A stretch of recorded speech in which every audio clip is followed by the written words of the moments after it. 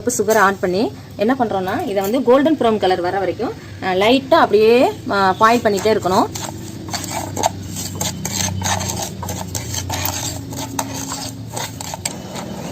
Golden brown கலரில் கொஞ்சமாக வர ஆரம்பிச்சிருச்சு, சுகர் கொஞ்சம் கரைய ஆரம்பிச்சிருச்சு. நான் இன்னும் இதில் வாட்டர் ஆட் பண்ணலை.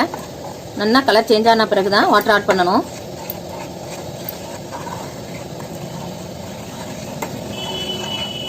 இந்த கலர் வந்துடுது, அப்போ தான் கேக் வந்து கலர்ஃபுல்லாக தெரியும். இப்போது இதில் அரை கப்பு நம்ம வாட்டர் ஆட் பண்ணிக்கலாம். அந்த பாகு அதாவது ஜீரான்னு சொல்லுவோம்ல, அது ரெடி ஆகிடுது. இதில் வந்து உலர் கருப்பு திராட்சை ஆட் பண்ணுறேன். டூட்டி ஃப்ரூட்டி இது நல்லா கலந்து விட்டு ஒரு 2 மினிட்ஸ் தான் அடுப்பை ஆஃப் பண்ணிடணும். இது 1 மணி நேரம் அப்படியே ஊறிட்டு இருக்கட்டும். பவுல் எடுத்துட்டு 2 கப்பு நான் இதில் சுகர் போட்டிருக்கேன். அதோட 3 ஏலக்காய், 4 கிராம்பு, 2 பட்டை, இது எல்லாத்தையுமே சேர்த்து நல்லா பொடிச்சு எடுத்துகிட்டு வந்துடணும். சுகர் பொடிச்சு எடுத்துகிட்டு வந்தாச்சு. இதே மாதிரி நீங்களும் பொடிச்சு எடுத்துக்கோங்க.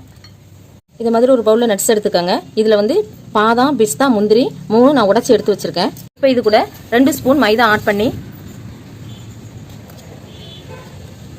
நல்லா அப்படியே கலந்து விட்டுக்கணும். நல்லா இப்போ கலந்தாச்சு. நெக்ஸ்ட் என்ன செய்யலான்னு பார்க்கலாம். இது மாதிரி ஒரு மிக்சிங் பவுல் எடுத்துக்கோங்க. இப்போது இதில் 1 கப்பு மைதா மாவு, 1 ஸ்பூன் பேக்கிங் பவுடர், அரை ஸ்பூன் பேக்கிங் சோடா, இதை இப்போ நல்லா மிக்ஸ் பண்ணிக்கலாம். 1 பவுல் பிரெட் கிராம்ஸ், இதையும் நல்லா மிக்ஸ் பண்ணிக்கோங்க. கேக்குனால நல்லா மிக்ஸ் பண்ணாதான் கேக் நல்லா வரும். இதில் நம்ம எக் ஆட் பண்ண போகிறதில்ல. 1 கப்பு சுகர்.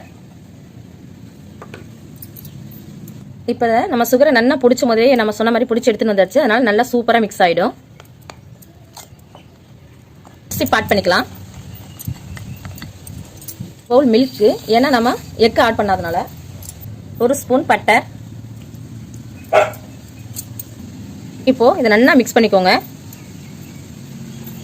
பாருங்க, எல்லாம் நல்லா மிக்ஸ் ஆகிட்டு இதை மாதிரி நல்லா மிக்ஸ் பண்ணிக்கோங்க.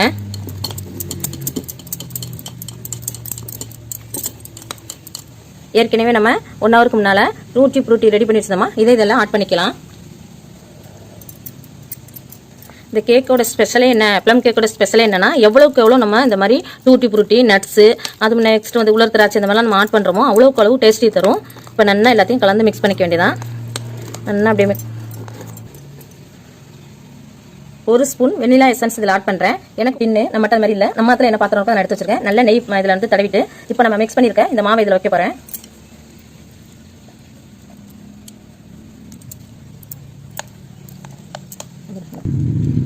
இந்த மாதிரி நல்லா சமப்படுத்திக்கோங்க.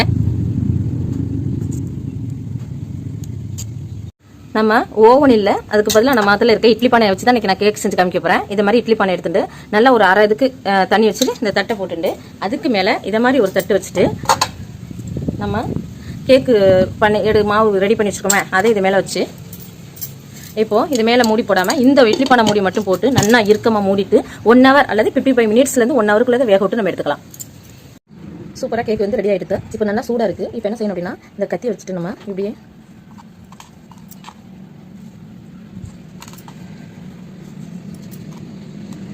அப்போ 8 to 10 மினிட்ஸ் ஆற வச்சுக்கலாம். நல்லா ஆறி போச்சு. இப்போ இது ஒரு பிளேட்டுக்கு மாற்றிக்கலாம். சூப்பரான ஸ்பாஞ்சியான கேக் ரெடி ஆகிடுது.